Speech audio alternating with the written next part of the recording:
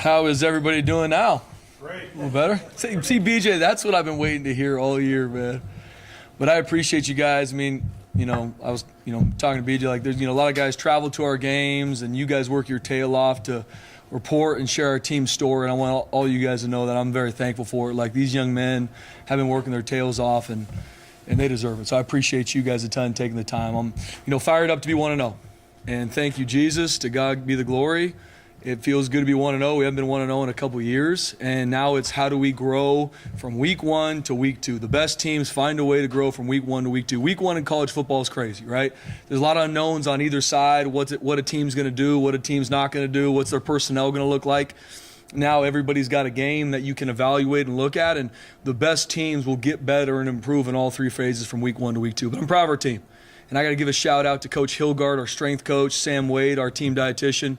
I mean, our team was prepared, strong, fast, ready. I mean, even with the elements, the heat, the humidity, Sam Wade and her staff did a great job from the hydration. What it is, Garrett Hawley in our training room, making sure we're on point with. It takes an entire operation and team to win games and even operate.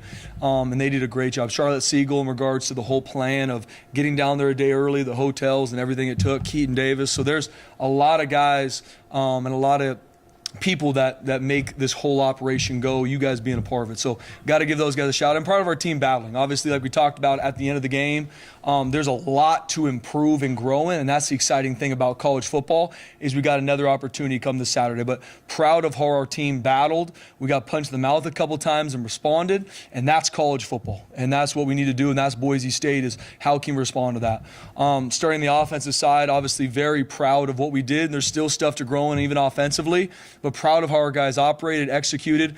I mean, Ashton, Jenty, I can't say enough good things about who he is as a young man. I think he was on full display. He's the best player in the country, and I'll say that because he deserves it and how he works, how he leads, and how he handles his business. Sire Gaines is a true freshman running back that nobody knew about till Saturday. Now everybody knows about. Once again, he deserves it because of how he works, and he's only going to continue to get better. Our offensive line, Coach Keene did a phenomenal job with the plan. I mean, Maddox had a really good pocket for the majority of the day. No sacks, testament to the plan. And it was not for lack of pressure coming at him.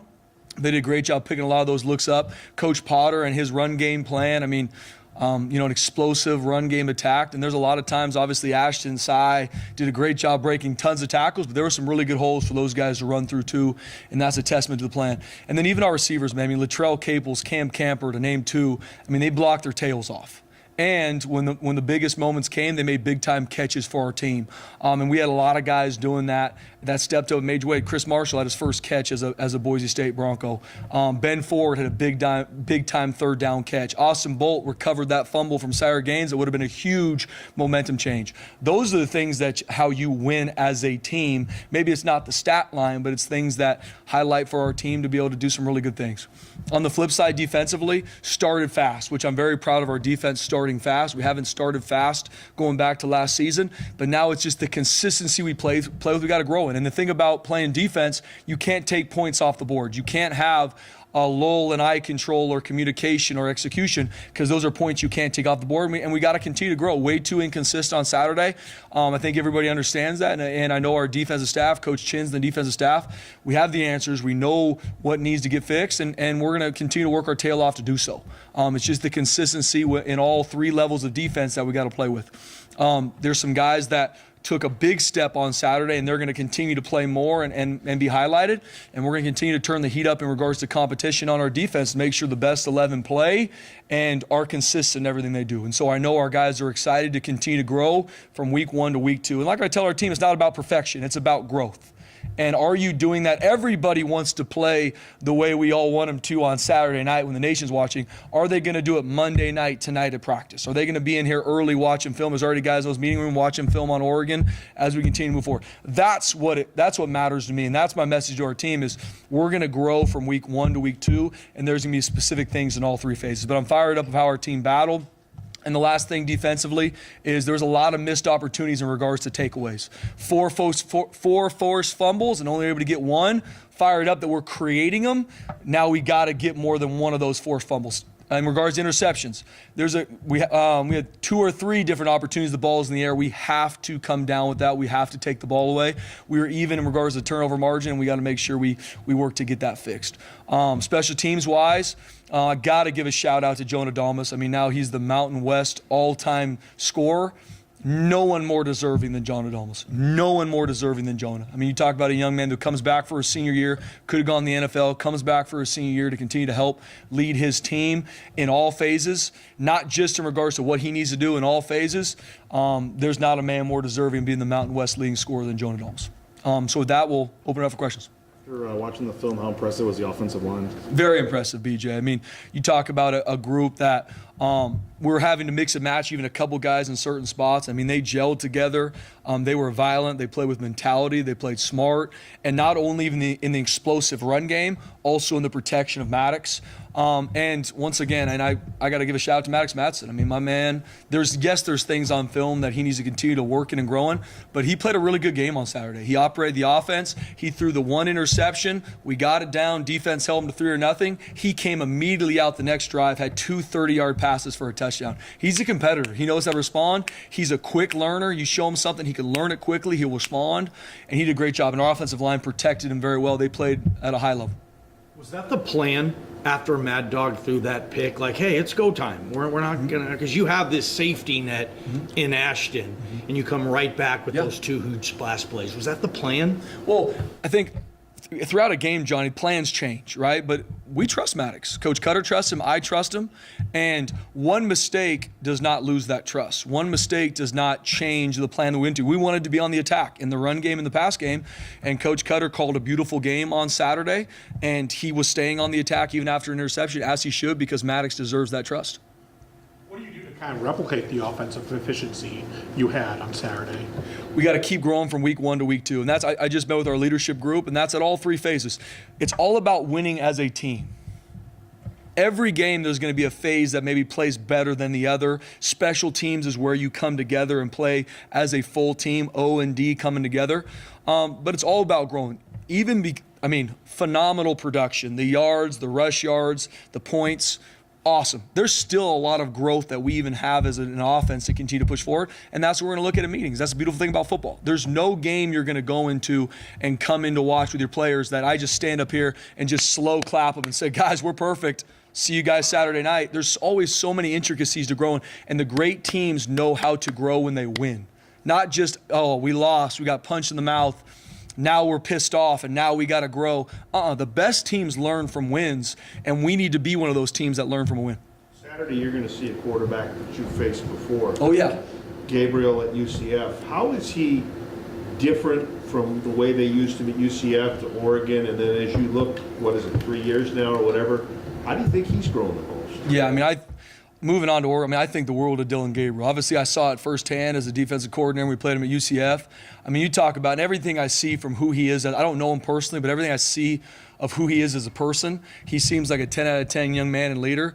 He is in the Heisman votes for a reason, because he's an extremely efficient passer, and he is an explosive runner as well. He can get open to throw, or he can get open and take off like he did against us a couple years ago and make plays with his feet. And he's a big-time leader. He's one of the best quarterbacks in the entire nation, and he's deserved that. He's grown every single year. He makes great decisions. He knows where to go with the ball, very elusive in the pocket, and he makes sure his offense is in really good situations. That's a testament to him. It's a testament to their staff. And I know Will Stein, the offensive coordinator at Oregon, is going to consistently put him in great spots to highlight his talents. Last Saturday, it felt like Ashton Jenty kind of grabbed the national buzz. Yep. It feels like this Saturday, it's an opportunity for your team to grab the national buzz. What type of opportunity is in front of you facing, a top 3 team in the country? Yeah. This game is one of those games, guys. Our guys have been hearing about playing Oregon since last season ended, right? So immediately after the bowl game, it was Oregon 2024. And that's college football. That's why you come to Boise State, to have an opportunity to play these games, to play a top 5 opponent on the road. And so my message to our team is all about how we grow from week 1 to week 2. We know the opponent that we're playing. They're going to be one of the most talented teams we faced here in a while. They're going to be extremely well coached. I think the world of Dan Lanning, his staff, from Will Stein, Tosh Lupo, I mean, they do a phenomenal job. Our team's going to know and understand that. Now, how do we grow from week 1 to week 2? Because they're watching the same film that we just played, no different that we're watching their film and last year's film. And so our guys are gonna be ready for the task. We understand it's gonna be a tall task.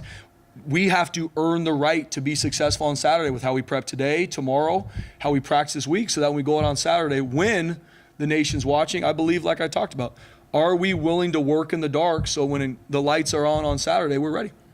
As you're watching the film, did you get a sense that Oregon was giving you everything on offense, or did you get a sense that maybe they had scaled things back a little bit? Or I've been asked that a lot, Mike. I mean, those are really good coaches and a really good staff. I mean, Idaho did a really good job. I know they're going to be ready for us. I've heard that from multiple people. I mean, they're an elite team that got great coaches, that got great players. Their game plan is going to be to attack Boise State in all 3 phases, and our game plan is going to be attack Oregon in all 3 phases. You can say in terms of why Breezy Dubois out there? So Breezy was banged up through fall camp and was able to kind of get cleared. He's going to continue to have a role on offense and special teams as he continues to stay healthy. Has Sire taken over the RB2 job? Or right now, with Breezy getting healthy, the competition is going to be high. I think everybody saw who Sire Gaines is and who he is as a young man. Competition is always going to be high in this program. If you do not want to compete in this program, this is not for you. But Sire Gaines has done a really good job, and he's earned the right to be the number 2. I know Breezy wants to be that guy too, and Breezy's got a top-end gear that we're excited to have back and have healthy. So we're going to continue to have competition. But I can't take anything away from what Sire Gaines did on Saturday. That's who he is and who he's been since he's come here. I know he had no targets. Was that just a game plan, just ball didn't come his way type thing, and he's still out there a lot? Yeah, I mean, Prince has had a good fall camp. There's still a lot of things as a sophomore that I'm excited for Prince to continue to grow in. He's got a ton of talent. Now it's the consistency with which he plays with and practices every day. But just like anything, there's some, and obviously I talk with the offensive staff about it, there's play calls designed to attack certain coverages. And if the coverage is not that way, then that receiver's not going to get the ball. It's going to go somewhere else. So there were multiple times in the game that a play was designed to potentially get Prince the ball, but it was a different coverage. Maddox made the good read on that coverage and went somewhere else with the ball.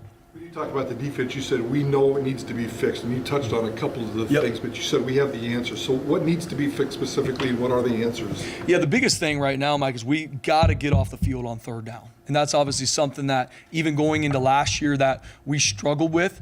And it's finding ways to execute and win my one-on-one, Mike. And once again, the answer is the prep and how I practice. Because you will always play on Saturday night the way you practice Monday, Tuesday, Wednesday, Thursday, Friday. And it's making sure our guys continue to understand that and how they grow. That doesn't mean you're going to play perfect, but we got to be able to play consistent. There's some things that we practiced that we didn't execute in the game. And that's my message to our team is, hey, what we practice, trust us as coaches to make sure we do that on the field on Saturday. And if it's wrong, that's on me, that's on our coaches to make adjustments and get it fixed. So there's a lot of good on that film. And I know when you give up 46 points and almost 500 yards of offense, we did not play well defensively. There are some really good snaps of defense. Now we've got to make it more consistent. And we played over 90 snaps of defense. It's hard to play good defense when you're playing almost 90 snaps. Why did we play that many snaps? We couldn't get off the field on third and long and third down. That's a huge point of emphasis this week. Our tackling was improved. That's a highlight for me leaving. I'm not saying perfect, but our tackling was improved, especially with some of the speed we were seeing at Georgia Southern. And I know we'll even see more speed from Oregon this Saturday night. So we need to continue to grow in our tackling. But we just got to be consistent to do my job, trust the defense, and when the most critical moments, which are these third downs, we have to find ways to execute. You know, Jenty strikes the Heisman pose on his second carry of the year. Mm-hmm. I mean, that's kicking the door down on a Heisman campaign, in my opinion. You guys are passing out these things like, feels like the Heisman is legit. It's on the conscience here.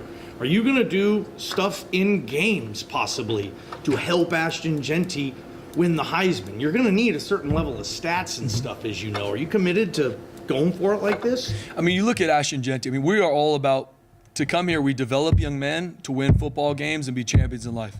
No different with Ashton. I mean, Ashton had 20 carries. It's not like we gave him the ball 55 times. He had 20 carries and had 267 yards rushing. So the plan is, and Ashton Jenty is one of the best players in the entire country, if not, like I say, he is the best player in the entire country because he's deserved it and he earns it. So with that being said, we're going to give Ashton Jenty the ball in the run game, in the pass game, in the screen game because he's the best player in the country. And from that, the stats and all the hype, he deserves it. Because like I said, in January when it's snowing outside, number 2 is the first one on the field. He deserves all of it. And we're going to continue to highlight him because he's one of the best players in the country and he has earned it. Some guys want those stats. They want to be in the Heisman votes or earn it. Go do it just like Ashton has. And he's a generational talent in regards to who he is as a young man. But once again, guys, and for guys that maybe don't know him dearly, he is an even better person than he is a football player. I keep saying that because that is not told enough. He's a unanimous captain. He is a guy that is a pro that lives in the training room. He's right now up there watching film with a couple of young running backs. That's Ashton Jenty. What does Oregon's defense do that impresses you? Very, very well coached. And you know that with Dan Lanning, obviously defensive coordinator at Georgia involved. Tosh Lupoy does a great job with the entire defense. Well, they got great coaches on the D staff. Very, very well coached. You very rarely watching this past game and even last season see them bust coverages, nobody in a gap, like very well coached, and they fly around, like they play with the mentality. There's a lot of speed on that defense. That'll be one of the best fronts we see as a defense all year.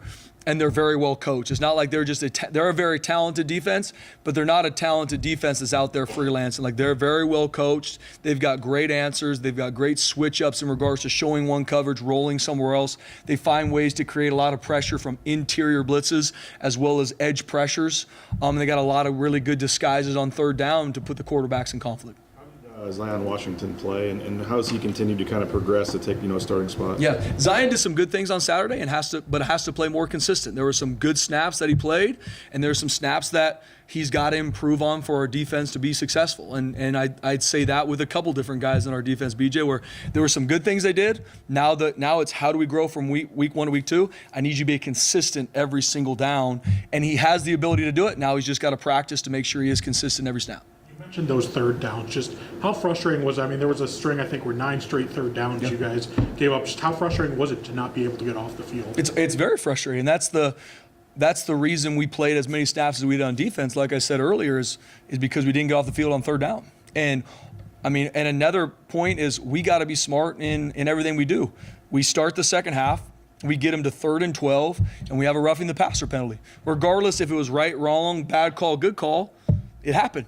And so now instead of being off the field, offense is up, 2-score lead, we miss it, then we don't execute another 3rd and long in that drive, and we end up giving up a touchdown. So we got to make sure that, and we've got a great group of guys that want to be successful, that have been working their tails off. Now, can we have that same mentality from week 1 to week 2 and continue to grow to be consistent?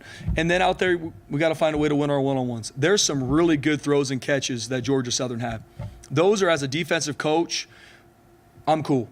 Like, hey, it's a good throw and catch. They're battling. One of them bounces off his chest and he grabs it for a big gain. I can sleep at night.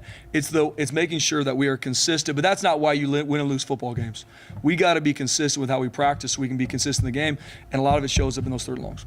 About the offensive line earlier, not to ask an injury question, but just in general on the O-line, I guess if you have to go, whether it be with a backup center or down the line a little bit, how do you feel about guys 6, 7, and 8 on the O-line? Yeah, it's definitely something we got to keep growing, BJ. And I think that's where it is, for us as a team. It's all about developing your depth through spring ball, fall camp, and then obviously as the season goes.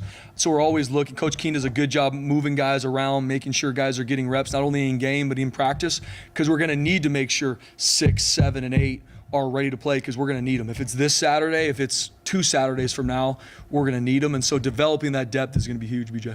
The defense on this past game, you said, they started strong and kind of fell off as the game went on. Do you know why that was? Was it just the heat, or was there another reason for that fall off? Yeah, as a coach, you're always looking to see why there's inconsistencies. And football is a game of momentum. And I've heard some coaches, well, we don't believe that it is a game of momentum. If I believe it or not, it is a game of momentum. But momentum is created through execution.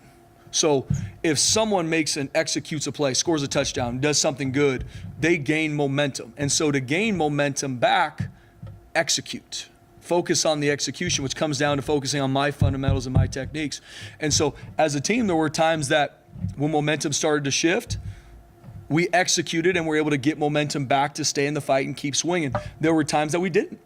And that's the learning point for me with our team and in our meetings today is making sure, hey, when something goes sideways, which it always will, how do we focus on what I can control, which are my fundamentals, my techniques, so I can execute, win my one-on-one, and then that side of the ball, O or D, will then start to have that momentum to continue to change. Malachi, in terms of what you want him to be, his role on game day for 3.5 hours, from my perspective on Saturday, he wasn't overly active, but what do you want him to do for 3.5 hours on game day? It's one of those things, Mike, as a backup quarterback, through all week, he's getting tons of reps because he's one play away from going in. He's one play away from going in against Oregon, and our entire family is counting on him going in there to lead our team to victory. And that's the mentality he has to prep with. Last week, he did that. It's making sure I'm in there Monday, no different than if I'm going to be the starter or if I'm going to be backup, because you're one play away from being thrown in there. No different in a game. So it can be middle way of the third quarter, something happens, you got to get in there. I've got to make sure I've done a great job from watching the drives, and now we have the luxury of having the tablets on the sideline, so I'm able to rewatch drives to make sure I know what's happening. I know how we've been attacked. Maybe I haven't been in there and actually been in the play myself, but I got to live through what my eyes are seeing and what I'm seeing in the tablet. So when my number's called, and you never know when it's going to be, that I'm ready. And that's what we need from Malachi. You talked a little bit about the offensive line. Ashton averaged like something like 8 yards a carry after contact, but he also averaged almost 5.5 yards per carry before contact. Yep. Which number is more absurd? Both. I mean, it's one of those. I mean, both of them are a testament to Ashton, our tailback Sayer, and our offensive line. I mean, the plan put into place from Coach Potter, Coach Cutter in regards to our run game, I think was, a phenomenal plan. They did a great job fine-tuning it to make sure we were on the attack, and a great mix-up of looks, formations, and from an execution and fundamentals, our offensive line, I mean, you could see some of these holes created for our tailbacks to run through, and that's a testament to the plan. That's a testament to our players. And then Ash and Cy doing the rest. I mean, you talk about, there's some watching it live and then watching the game on the plane and then watching it again yesterday. I mean, it's both sides. I can't say enough good things about our offensive line. And another name that I don't think I did a good job highlighting earlier is Matt Lauder. I mean, my man blocked his tail off, had one of the biggest catches in the game to end the game. And there's a lot of times where he's open, but the read has Maddox going somewhere else, and it's a great throw and catch.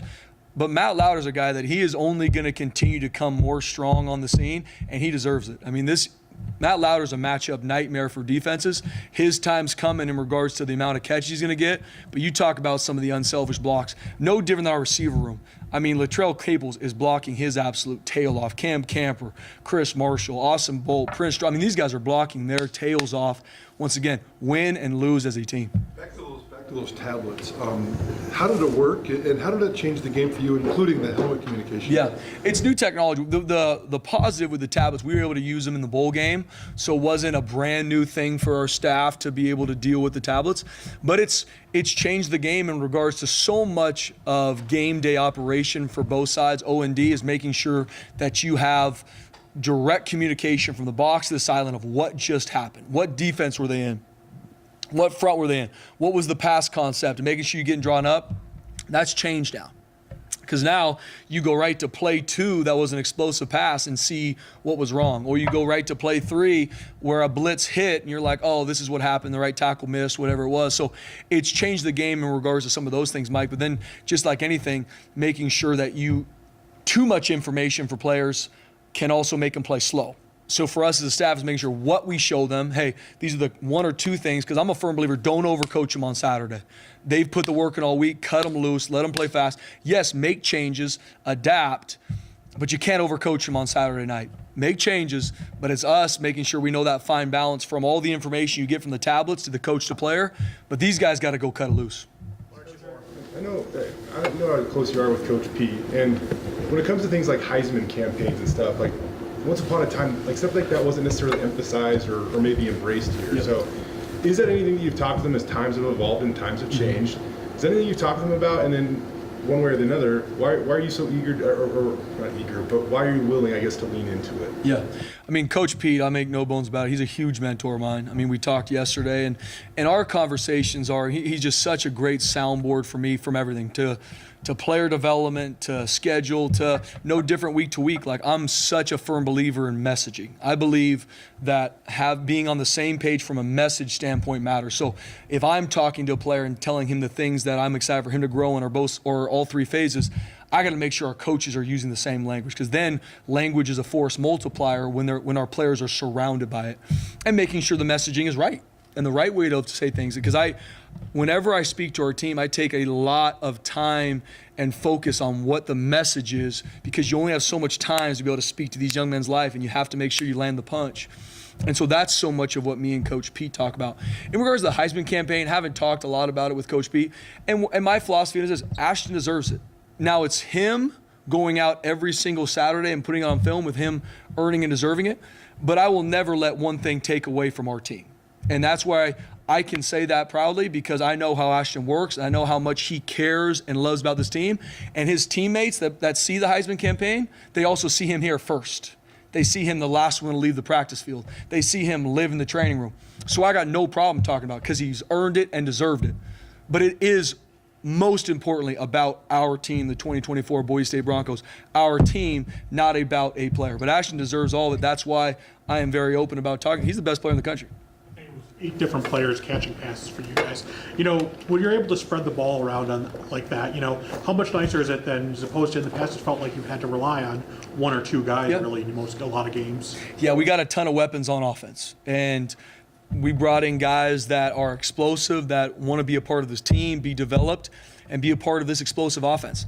And each week, those guys will be different. Like I said, this week, you saw a lot of Cam Camper and Latrell Capels catching the rock. It could be very different against Oregon. Just depends on coverages and rotations and what it is. But we've got a lot of weapons to keep defenses off balance, to where they can't just hone in on one player or one scheme. And that's the only way to be an explosive offensive, have a lot of weapons.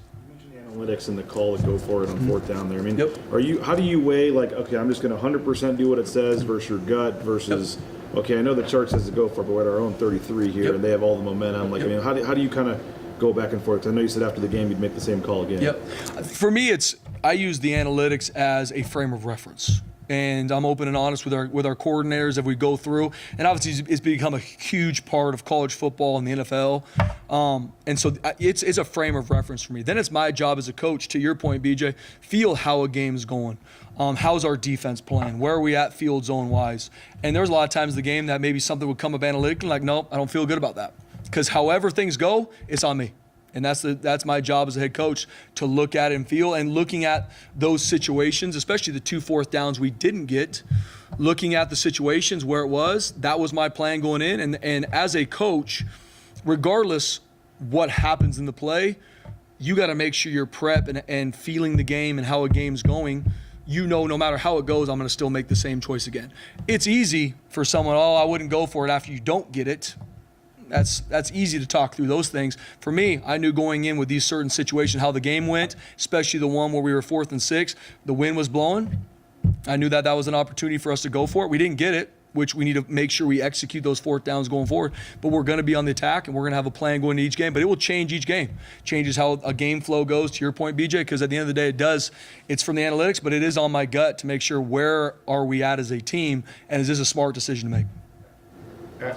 Ashton, when he's over 260 yards in 90+ degree weather, and he just busts up a 75-yard touchdown, and it looked like he goes down for a second. What's in your mind as you're going there? And then eventually it turned into laughs because he didn't want to eat applesauce or something. Yeah. I mean, when I see him take off, I mean, I could tell even I was running. I'm like, he's probably cramping as he's running. And as he dived in the end zone, I always try and catch up with him. I'm at least 40 yards behind him, trying to make sure I don't pull a hamstring on my way to go chase him. But as I get to him, he's staring up at me, just smiling. He's like, Coach, I'm cramping all over. I'm like, hey, sit there for a sec, breathe. Great job, by the way. Great job, man. Proud of you. But he's a warrior. I mean, this young man, he trains like it. He everything he does, he's a warrior. I mean, he deserves everything he's hearing and everyone's talking about. That young man deserves it. Not big on applesauce, though. He eats applesauce, yes. And I told him, whatever you want, I'll go to the store right now if I got to. My wife can get Uber Eats from the stadium. We'll bring it in tonight. All right, thank you all. Appreciate it, fellas. Thanks, guys.